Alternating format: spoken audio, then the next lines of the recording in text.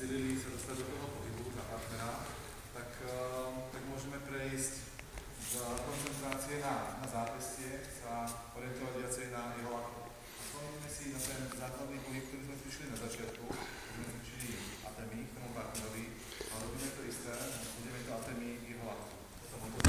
A položíme dole. To je taká zvláštna forma Aikio, pri ktorej vstupujeme k lakťu s zatvoreným svojím vlastným lakťom, otáčame ruku, a ten lakteť je napätý, nesmie byť potočená ruka pri tomto spôsobe. Ak sa mu tá ruka pokrčí, tak máme klasické Aikio, ktoré cvičíme bežne.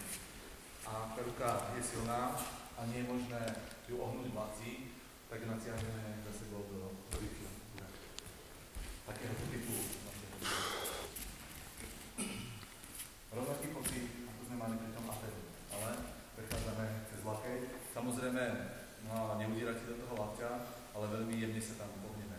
Ale podstatou je, že tým prvým dynamickým pohybom tak načneme trocha ten lakeť, aby sme sa potom mohli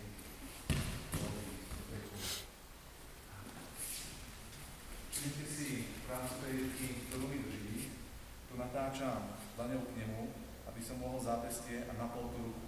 Ak ju budete držať takto, tak on ten lakeť prirodzene ohne. Práve naopak sa snažíme držať ruku. Takže jeden lakeť môj pri mojom boku a druhý môj lakeť pri mojom boku.